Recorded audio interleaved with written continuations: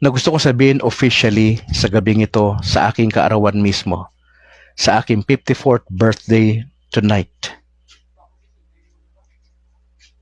Ito po yung aking official declaration. Ladies and gentlemen, to my fellow pastors, missionaries, at yung mga nagmamahal po sa atin, naniniwala kay Al Calixto. Dahil dito mga kapatid, ako na si Al Calixto, hayagan kong sinasabi sa gabing ito, December 3, 2024, alas 8:41 ng gabi, na opisyal kong niyayakap ang pananampalatayang Iglesia Katolika Apostolika Romana at formal kong iniiwan ang aking pagiging isang independent missionary pastor ng grupong Baptist for 37 years. Mga kapatid, bukas po ako sa anumang dialogo. Bukas po ako sa anumang forum. Wag lang this month. Gawin natin next year kung gusto po ninyo. Especially po para sa mga kaibigan ko mga pastor. Nagpapasalamat po ako mga kapatid sa opportunity na ibinigay ng Lord sa akin. Ano yung nagustuhan ko? Naturo sa kanila. Number 1 po, sino ba yung nagtatag ng simbahang Katoliko?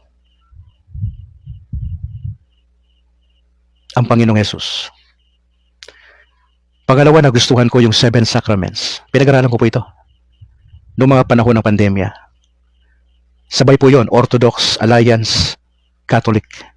Tatlo ho yung pinag-aaralan ko sabay-sabay. Pangatlo ho, na-appreciate ko yung apostolic succession ng simbahang Katoliko. Na pwede nilang matrace yung pagiging legitimate ng simbahan. Bagamat very controversial yung simbahan, hindi ko yung dinideny. Maraming iskandal na nangyari ng Middle Age, di ba? Alam natin yan sa kasaysayan.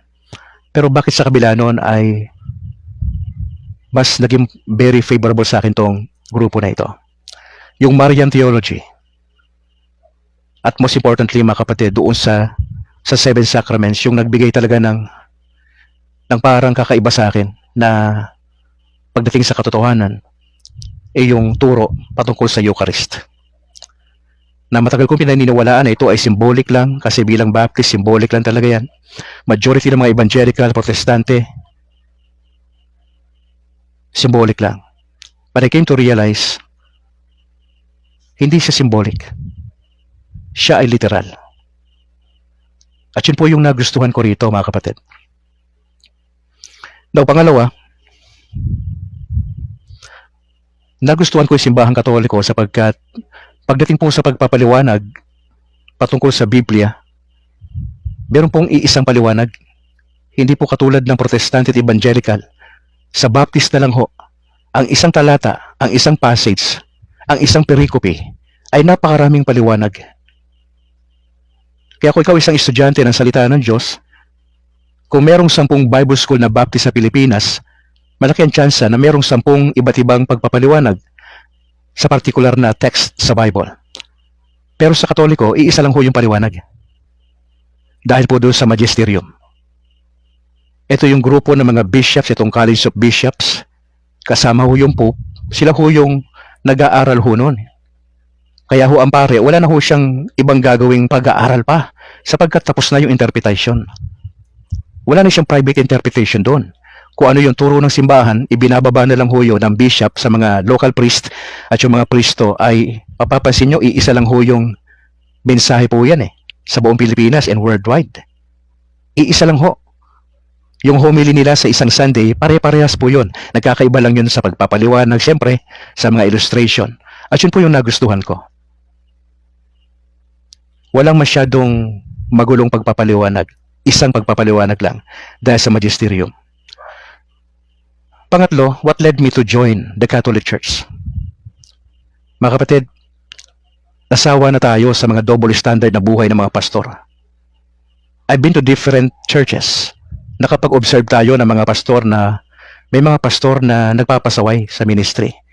Double standard ang buhay. Hindi na ako magbabanggit ng pangalan. Hindi na mahalaga yon. Ang mahalaga lang na obserbahan ko ang buhay ng mga pastor. Yung mga nakasama ko sa ministry. Ang ilan sa kanila seryoso. Pero may mga manggagawa ho ng Panginoon Diyos na pera-pera ho ang nasa utak. Ipagpapalit ang ministry dahil sa pera. Mangangaral po sa pulpito pero double standard po ang buhay. Hindi po honest. Nagwawaldas po ng pera, nagnanakaw ng pera ng simbahan.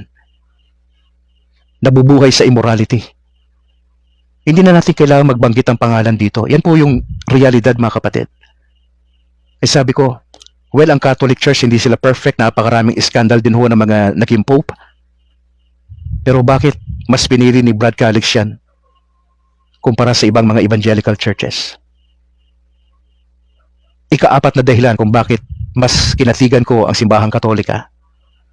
Dahil sa protestante, sa evangelical, patuloy po na nagsisiraan. Hindi magkasundo. Nag-aaway lagi. Nag-aaway sa doktrina. Wala pong respeto ang pastor sa kapwa-pastor. Masyadong mayayabang. Yung mga maliliit na pastor, kawawa. Yung mga hindi nakapag-aral ng formal sa theology, hindi masyadong pinapansin. Pinag-uusapan yung mga pastor na mga nalaglag sa imoralidad. Mga pastor na chismoso. Imbis na manalangin, tulungan yung kapatid na nagkamali, alalayan, numero uno mga chismoso itong mga pastor na to. Hindi ko kailangan magbanggit ng pangalan. Kilala nila ang mga sarili nila. At yun po yung aking obserbasyon bilang isang manggagawa. Pagkakanya-kanya po ng bawat denominations. Alam po ba ninyo na ayon po sa datos, nasa 45,000 plus in counting ang dami ng religion, sekta at denominations worldwide. 45,000. Now, ano ang dahilan? Bakit dumadami ang denominations? Bakit may kanya-kanyang sekta? Nagkakanya-kanya po eh. Sakim sa kapangyarihan. Ayaw magpakumbaba. Kaya pag umalis sa isang grupo, gagawa ng isang grupo, paparehistro sa sect, siya yung founder ng sekta na yon. Napakagulo natin sa Pilipinas. Now, ang ilan pa ho sa naging dahilan that led me to join the Catholic Church. Dahil ako po yung nag-iimbestiga, nag-aaral, tinitignan natin, nagtatanong tayo. May nakita po akong mga video sa YouTube na mga pastor na na-convert mula sa pagiging isang sikat na theologian, pastor sa US. Si Scott Hahn po na dating Presbyterian na theologian. 1986, he decided to join the Catholic Church. At marami pang pastor na kilala sa US na iniwan ang kanilang denomination sapagkat para sa kanila, etong simbahan ng Katoliko ang tama. Hi and hello, magandang hapon. Yan, nandito na naman tayo ulit, no? At may nag-request sa akin na bigyan ko ng reaction, no? Yung dun sa kumakalat na video ng isang pastor ng Baptist na na-convert into Catholic, no? Well, ayon sa mga na-research ko, yung Baptist pastor na nag-Catholic, siya ay 37 years na naging pastor ng Baptist. At ngayon, isa na siyang Catholic faith defender. No, congratulations po sa iyo, kuya. No, isa ka ng CFD at I'm so blessed and happy na naging Catholic ka. No, for almost 37 years, hindi ganon kadaling talikuran yung nakasanayan mong paniniwala at pananampalataya. Pero ganun pa man, nagpapasalamat ako dahil kinipo ka ni Lord para magbalik, no? I mean, ewan ko kung nagbalik ba o pure Baptist pastor siya. Pero congratulations at masaya po kaming mga Katoliko na niyakap mo ang simbahang Katolika, no? Ngayon, itong 37 years na Baptist pastor na to, na naging CFD ngayon, siya si Kuya Al Calixtro. Al Calixtro yung pangalan ng Baptist na ito, no? Siya ay full-time Baptist pastor at host ng Kainos Life. Siguro tong Kainos Life na to, sikat na ano to, na programa, no? Full-time pastor siya, can you imagine, di ba? Kinikilabutan ako. Actually, napanood ko nga yung video niya, naiyak talaga ako. During his 45th birthday on December 3, 2024, he had announced his official declaration on his conversion to the Catholic Church. So, nitong December 3, 2024, in-announce ni Bro Al Calixto, isa siyang full-time Baptist pastor ng 37 years na siya ay magkakatoliko na o isang ganap na katoliko na. Ngayon, sa kasalukuyang panahon, siya ay miyembro ng CFD o Catholic Faith Defender sa Bacolod City. So, kaanib itong pastor na to ng Baptist sa Bacolod chapter. After he graduated the CFD seminar and received the sacrament of confirmation last October 26, 2024. So, congratulations po, Pastor Al Calixto, na ngayon ay isa ka na pong ganap na CFD. Masaya po ako at nadagdagan na naman tayong mga Katoliko at hindi biro ang naging conversion niya kasi hindi ganon kadaling talikuran ang faith mo, no? Hindi ganon kadaling talikuran yung paniniwala mo sa isang pananampalataya for 37 years. 'Di ba? Imagine niyo na convert siya at umanid talaga siya sa grupo ng CFD, sa organization ng CFD, at siya ay kaanib ng CFD Bacolod chapter, no? At masayang-masaya ako doon. Yan yung sinasabi ko sa inyo. 'Di ba? Hindi nyo kailangan sagadin ang sarili ninyo kakasitas, kakabersikulo-bersikulo. Ayon dun sa live presentations niya nung siya ay na-convert into Catholic, isa sa malaking bagay na nagpa-convert sa kanya at nagpatibay that the Catholic Church is a true church is yung apostolic succession. Alam naman natin na yung apostolic succession ng Catholic Church ay hindi mababasa sa Bible. Malalaman natin ang apostolic succession ng Catholic Church through what? Through history. Ang nagpa-convert sa pastor na to ay kasaysayan. Yan yung sinasabi ko na bakit takot na takot ang mga sulpot pagdating sa history. Bakit sila nanginginig? Kasi kapag nalaman nila ang kasaysayan ng Christianity, malalaman nila na peke ang kinaaaniban nila. Isa sa malaking bagay kung bakit na-realize ni Kuya Al Calixto na the Catholic Church is the true church, though na siya ay former Baptist ngayon, 37 years full-time pastor at host sa Kainos Life, no? Programa ito, sikat na programa sa Baptist na Catholic Church and true church. Nalaman ko na the Catholic Church is true church. For what? What is the reason? Pastor Al Calixto, because of the apostolic succession. Alam ko dahil din sa mga saints. Pero sa madaling salita, ang point lang doon, na-convert tong pastor na to because of the history.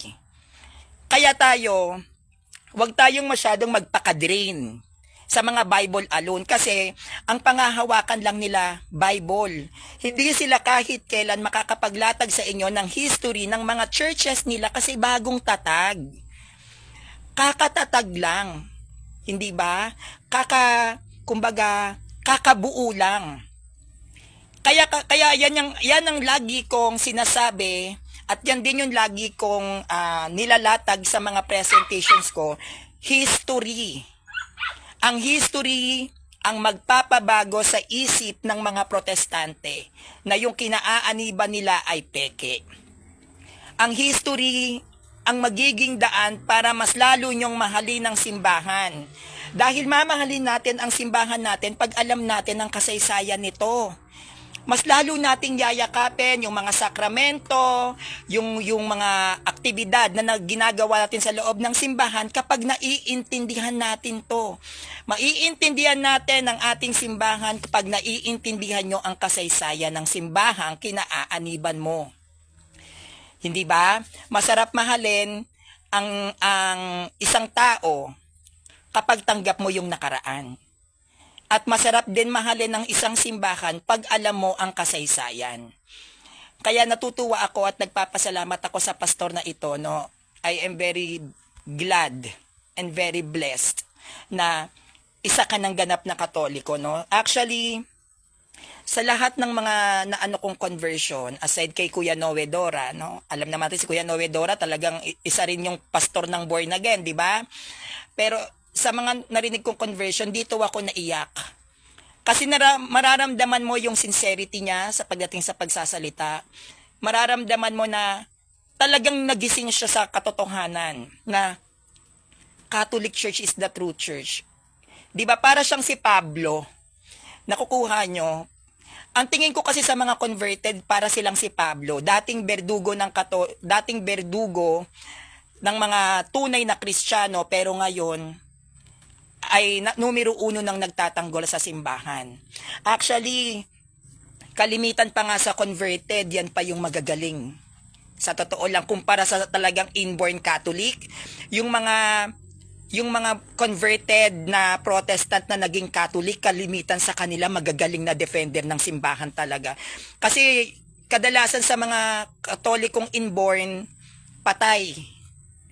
'Di ba? Pupunta ng simbang gabi, hindi man lang nanamnamin, tatambay lang sa labas, 'di ba? Magsisimba dahil kasama lang ang jowa. Pakyut-pakyut, kunyari mabait silang magjowa. Hindi katulad talaga yung mga converted, mararamdaman mo yung yung urge nila na I'm so happy na naging Katoliko ako. I'm so happy na nalaman ko yung tunay na aral. Ganun ang mga converted eh. But, syempre, hindi pa rin natin maaalis din sa kanila na meron pa rin silang mga kaugalian sa pagiging Protestant na dala-dala. Kasi hindi naman ganun kadali yung changes. Di ba, lalo na't pag nakasanayan mo, limbawa, pagkain ng dugo or pagkain ng baboy, na nag-Catholic, kunyari INC na nag-Catholic, may mga INC na nag-Catholic pero hindi talaga na kumakain ng dinuguan eh. Well, wala namang masama doon kasi hindi naman tinuturo ng simbahan na masama na kasalanan ng hindi kumain ng dinuguan. Yung mga former SDA na nag-Catholic, may mga kakilala din ako na hanggang ngayon hindi pa rin sila kumakain ng baboy, though na sila ay Catholic na kasi nakasanayan. Pangalawa, dahil syempre sa tagal nilang sa pagiging Protestant, hindi na sanay yung panlasa nila hindi sanay yung panlasa nila sa lasa ng baboy, ng karne ng baboy, no? At itong former SDA, patuloy ka po namin former SDA, former Baptist na Catholic na ngayon, patuloy ka pong ipagdadasal naming mga Katoliko at sana magtuloy-tuloy po at I'm so happy talaga na ikaw ay bahagi na ng CFD organizations. At sana po makita ko po kayo sa National Convention next year. Gaganapin po yan sa Cebu para personal din po kitang makongratulate. At masaya lang ako kasi imagine niyo guys, host. 37 years Baptist pastor, full-time pastor to ha. At host sa kilalang programa ng Baptist na Kainos Life. Can you imagine kapag siya ngayon ay CFD? Na-i-imagine nyo ba kung paano siya ngayon magsasalita sa social media para i-defend ang simbahan? Diba kasi kung 37 years siyang full-time pastor, sanay siyang magsalita. Kumbaga yung confidence niya sa pakikipag-usap sa mga tao is sanay na, hinog na. So ngayon siya ay CFD na, isipin ninyo kung paano niya ngayon i-deliver ang aral ng ating simbahan ng may confidence na the Catholic Church is a true church. Di ba ang sarap sa feeling na, oh my G, nakikita kita, kung ano-ano sinasabi mo sa simbahang Katoliko, pero ngayon, you are defending the Catholic Church. Di ba ang sarap sa feeling? Tapos, sa mismong birthday niya pa, 45th birthday niya, if I was not mistaken, sa mismong araw ng birthday niya, dun niya in-announce na ako ay Katoliko na ako ay magiging Katoliko na. At sinabi niya pa doon na, I am willing na kausapin ko lahat ng mga dati kong kasamang mga pastor. I am willing na makipagdialogo sa inyo kung bakit ako nagkatoliko. Yun yung gusto kong marinig. Yan yung sinasabi ko sa inyo kapag kayo ay may mako-convert, 'di ba, na Protestant to Catholic. Dapat ganun yung mga statement na sa mga dati kong kasamahang pastor dito, makikipagdialogo ako sa inyo. Willing ako na ipaliwanag sa inyo bakit ako nagkatoliko. 'Di ba? Ganun dapat. Ibig sabihin, talagang nasa puso niya yung pagko-convert para maging Catholic siya. Hindi siya palabas, hindi siya pag-iinarte, hindi siya para lang sabihin maghahakot siya ng followers. Bakit siya maghahakot? 37 years. Siyang full-time pastor, tapos host ng kilalang programa ng Baptist. And for sure yan, kahit papaano, nakakatanggap yan ng mga regalo, ng mga donations, o ng mga support, financial support sa kanya, but tinalikuran niya yun. 'Di ba? At habang nagsasalita siya, nararamdaman ko yung pag-iyak niya na parang dinudurog talaga yung puso ko. Kaya nga sabi ko, parang ang galing naman. Ang galing ng Diyos, no? Kumbaga, hindi naman siya dinibate ng biblical na, oy, kaming mga Katoliko, kami yung nasa Matthew 16 verse 18. Hindi siya dumaan dun eh. Hindi siya hindi siya dumaan sa mga matitinding debates, kundi siya mismo ay inaral niya yung history ng Christianity, and that is why napatuloy kong sinasabi sa inyo na yan ang una nyong gawin. Huwag kayong, dahil Katoliko ako, gusto kong maging magaling na CFD, aaralin ko Biblia. No! Research first the history of the Catholic Church. Kapag nalaman nyo ang kasaysayan ng Catholic Church, hindi na kayo mahihirapang maintindihan kung ano ang nakasulat sa Biblia. Bago kayo magbasa ng Biblia, aralin nyo muna ang kasaysayan ng ating simbahan. Dahil ang kasaysayan ng ating simbahan ang siyang kokonek sa mga sitas na nasa Bible. Hindi mo maiko-connect ang sitas kung hindi mo alam kung paano mo siya i-connect at saan mo siya i-connect. Ang kumo-connect sa Biblia ay yung kasaysayan. Bakit? Dahil nauna ang history sa Bible. Unahin natin yung history. Dahil ang history ang nagpapatunay at nagpapatibay na ang Bible na gamit natin ngayon ay para lang sa atin. So kung para sa Catholic Church lang ang Bible, so meaning to say, yung mga nakasulat doon, yon ang magko-connect sa kasaysayan. Kaya history muna. Pag alam nyo na ang history ng ating simbahan at saka kayo magbasa ng Bible, doon nyo maiintindihan ang ganda ng history ng simbahang Katolika. Kasi yun yung nangyari sa kanya. Inaral niya yung apostolic succession, inaral niya yung Eucharist. Can you imagine? Lahat ng Protestant ay hindi tinatanggap na ang Eucharist ay tunay at totoong laman at dugo ni Christ. Ayan ang dahilan bakit nag-Protestant si Martin Luther eh. Isa yan, Eucharist. Para sa kanila, simbolika lang yan. Pero can you imagine, this Baptist pastor na ito, tinanggap niya that the Eucharist is the true body and blood of Christ. 'Di ba? Ito nasa Katoliko, ang tunay na laman at dugo ni Christ. Doon ako kinalabutan eh. Bakit? Mahirap yung tanggapin. Mahirap yung tanggapin eh, yung tipong tinataas ng pare, 'di ba? Eucharist, pag nagsisimba tayo, tapos ikaw Protestant ka, sasabihin mo syempre sa sarili mo, paano naging laman 'yan? Kulay puti. Paano naging dugo? Wine lang naman yon. Di ba? If you are a Protestant, ganun ang mindset eh. Paano magiging tunay na dugo ang wine? Paano magiging tunay na laman ng tinapay? Pero siya, niyakap niya. Di ba? Niyakap ng pastor na ito. Bakit? Kasi nag-aral. Inaral. Hindi niya inaral ang Catholic Church, kundi yung Christianity. Inaral niya yung kay Pedro. Sinong sumunod kay Pedro? Paano nagbigay ng authority si Pedro na pamunuan mo ang isang bayan? Inaral niya at doon niya naintindihan. At sa kaka-research niya, nalaman niya na ang apostolic succession na inaaral niya during that time, ang nagko-connect pala dyan, Catholic Church. So nagkatoliko siya. So, dahil naintindihan niya yung apostolic succession, yung papacy na tinatawag ng Catholic Church, naintindihan niya na At the end of his research, Catholic Church din pala babagsak, inaral niya yung mga sacraments. At isa sa inaral niya na hindi niya matanggap-tanggap noon ay yung Blessed Sacrament, yung Eucharist. Bakit nga ba ito tunay na dugo? Bakit nga ba ito naging tunay na laman? At dahil sa pagtsatsaga at pagsusumikap niyang pag-aralan ng kasaysayan ng Christianity, siya ay unti-unting na-convert. Siya ay unti-unting nagpasakop at yumakap sa simbahang Katoliko. Kaya yun po yung sinasabi ko sa inyo na hindi nyo kailangan tadtaden ang mga sarili ninyo kakasitas. Hindi nyo kailangan bugbugin ang utak ninyo kakabersikulo sa mga sulpot. History lang. Dahil hindi gumamit ng sitas ang mga alagad. Hindi gumamit ng bersikulo ang mga sinaunang Kristiyano because during their time, wala pang Bible na nabubuo. Kaya yan yung lagi kong sinasabi sa inyo mga kapanalig.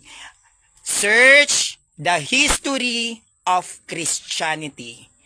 Kapag naintindihan nyo ang kasaysayan ng Kristyanismong relihiyon, hindi na kayo mahihirapan pang ipaglaban ang pananampalataya nyo. Ang kasaysayan ng Kristyanismo ang dudurog sa mga sulpot na ito. Ang history ang magpapatibay ang history siya ang mas lalo na magpapatibay ng pananampalataya nyo. At pag inaral nyo ang kasaysayan ng ating simbahan, buong-buo mo siyang mamahalin ang pagiging Katoliko mo. Bakit? Kasi naiintindihan mo na. Wag nyong hangarin na kailangan magaling ako sa Biblia, kabisado ko lahat ng sitas. Well, maganda naman yon kung may mga kabisado kang mga sitas. Pero kasi may mga tao kasi na magaling sumitas pero pulpol sa history. May mga kakilala ko na ang galing-galing sumitas pero walang alam sa history. May mga kilala naman ako na ang galing-galing sa history pero hindi masyadong familiar sa mga sitas. Hindi sila magaling sa numbers, mag-memorize ng mga verses. Pero magaling sa history, talagang hindi mo matatalo. Pero sa akin kasi, I am focusing always sa kasaysayan. Kasi ang Bible kasi, kahit naman gaano ka pa kataas yung memorization mo pagdating sa mga verses and chapters, kulang pa din yan eh. Matatalo ka pa rin ng history. Kaya nga, 'di ba, yung mga Bible alone, yan magagaling talaga yan sumitas, pero natatalo sila ng history. Hindi nila talaga kayang giba-gibain yung Catholic Church, lalo na yung mga defender talaga ng simbahan kasi limited lang ang Bible. Kaya nga yan din ang sinasabi ko sa mga kabataang hinahawakan ko, sa mga estudyante ko na research the history. Actually, sa totoo lang, sa mga kabataan na hinahawakan ko, may mga nagpakumpil na. O, i-research nyo, bakit kailangan nyo magpakumpil? May mga nagpakumpil na, yung baka may mga matatanda na hindi nila alam ang halaga ng kumpil, nakapagpakumpil na itong last November.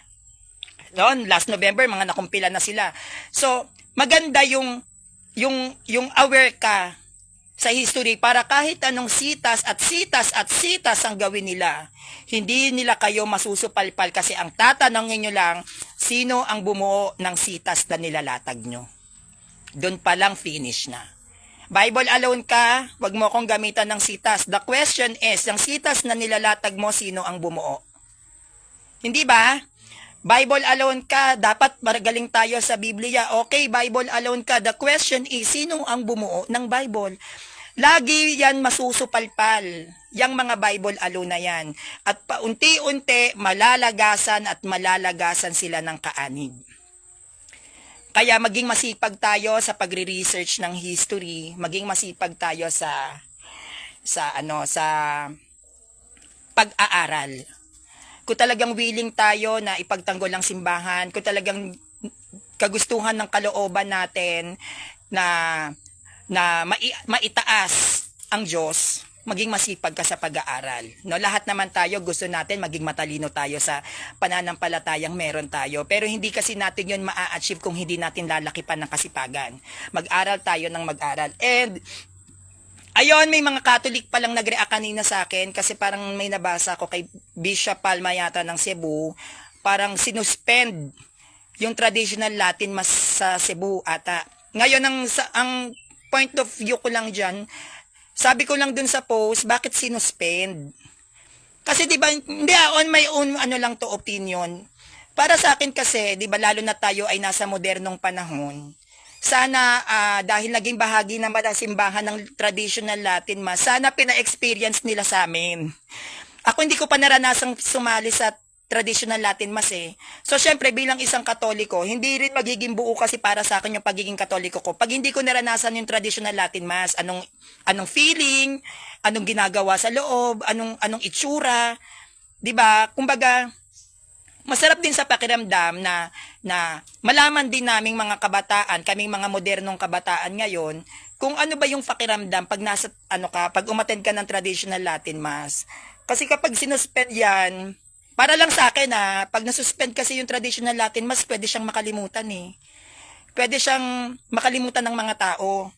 Sana kahit man lang ang ating simbahan dito sa Pilipinas, sana kahit man lang once a month, meron silang ganyan, traditional Latin Mass para maging aware din kaming mga hindi pa nakaka-experience. Hindi ko naman sinasabi na mali si Bishop Palma kasi syempre pinuno pa rin natin yan eh. Kumbaga obispo pa rin natin ng ating simbahan yan. Kailangan pa rin nating magpasakop. Kumbaga bilang isang Katoliko, kumbaga opinion ko lang yon. Pero kung ano man yung desisyon ng ating obispo, lalo na kay Bishop Palma yan, gagalangin natin yan kasi syempre leader ng simbahan natin yan. Kumbaga napaisip lang ako na sana naman ma-experience din naman namin yung anong feeling maka-attend ng traditional Latin Mass. Kasi ang sinabi ko lang naman doon, may mga naging saint din naman 'di ba na sa panahon ng TLM, ang daming mga naging santo sa panahon ng traditional Latin Mass. Sana kahit papaano ay wag naman natin siyang kalimutan, no? Well, nandoon tayo sa pagkakaiba ng TLM at Novus Ordo. Ang Novus Ordo para maintindihan natin yung misa ayon sa lengguwahe, ayon sa lugar. Kasi kapag TLM nga naman daw, hindi natin maiintindihan. Well, para sa akin kasi, gusto lang din namin ma-experience kung anong feeling makadalo sa traditional Latin Mass. Gusto lang din namin malaman anong meron dun sa loob, anong ginagawa, anong feeling na makakita kami ng paring nagmimisa, tapos nakatalikod. Di ba nakatalikod yon? Tapos iba-iba yata yung iba yata yung way ng TLM. Parang sa akin na parang hindi namin ma-experience yung ganon o hindi namin malalaman yung kung anong meron sa TLM kung isususpend, 'di ba? Syempre kami mga modernong kabataan, hindi rin naman namin malalaman yung ganda ng ating misa kung hindi naman namin makikita yung mga yung misa ng nakaraan. Kasi yung TLM misa ng nakaraan yan eh. 'Di ba? Kumbaga ngayon kasi Vatican II, Novus Ordo na tayong parang moderno na yung mass natin, 'di ba? Kumbaga depende na yan sa language na gagamitin. So parang gusto ko din malaman ano bang ginagawa sa TLM, paano ba yung way ng traditional mass, 'di ba? Siguro naman walang masama doon. Pero hindi naman ibig sabihin na dahil gusto ko din ng traditional Latin Mass is lumalaban na ako sa simbahan. Hindi. Gusto ko lang siyang maranasan. Kaya lang 'di ba nga nasuspend nga, kaya parang sabi ko, kung isususpend yung TLM, paano pa namin makikita? Paano pa namin mararanasan? 'Di ba? Na parang sila lang yung nakakita, sila lang yung nakaranas. Paano naman kami? Lalo na ang dami rin nagsasabi na maganda rin daw ang TLM. Talagang mararamdaman mo daw talaga yung presence ng Diyos kasi napaka-solemn daw nung misa na yon, na hindi ko pa na-experience. Yan talaga yung pangarap ko, ma-experience ko siya. Kaya, wag kayong magtampo mga kapanalig, no? Hindi dahil gusto ko ng TLM ay ibig sabihin ayoko na ng Novus Ordo, o dahil sa gusto ko ng TLM is galit na ako kay Bishop Palma kasi sinuspend niya. Hindi. Kumbaga gusto ko lang, ako, balay nyo, hindi lang ako, pati ibang kabataan, gusto lang din naming maranasan kung ano bang meron dyan sa TLM na yan. At least, kapag binabanggit siya, 'di ba, ng ibang mga Katolik na uy maganda sa TLM, hindi kami ignorante. Hindi kami parang tatanga-tanga kasi naranasan din namin na dumalo sa misa ng traditional Latin Mass, 'di ba? So wala namang masama doon, no? Kaya para sa akin, it's the same mass pero ganun pa man kung ano ang naging desisyon ng ating pamunuan sa simbahan, kailangan pa rin nating magpasakop kasi wala tayong magagawa. Sila yung mas nakakaalam kung bakit kailangan siyang isuspend. Sila yung may hawak ng magisterium, sila leader natin. So, kailangan talaga nating magpasakop. Naiintindihan man natin o hindi, kailangan talaga nating magpasakop sa kanila kasi leader natin sila, di ba? Hindi naman pwede yung leader magpapasakop sa member. Siyempre, tayong mga member ang magpapasakop sa leader, no? Kaya, dito kay Pastor Al Calixtro, congratulations at maraming salamat po at salamat sa pagyakap nyo sa Simbahang Katolika at bilang isang CFD, isa po ako sa masaya at na-blessed sa naging live videos mo patungkol sa pagko-convert mo into Catholic. Panoorin nyo po yon kay Kuya Al Calixtro. No, nag-presentation siya, nakaka-touch yung mga message niya. So, yun lang po, nagpahapyaw lang po ako ng live para po sa naging reaction ko dun sa Baptist pastor ng 37 years. Hiningi lang po yung suggestion ko. So, eto na po, nakapag-live na ako. At maraming salamat. Please subscribe on my YouTube channel, Sanrio TV. God bless you.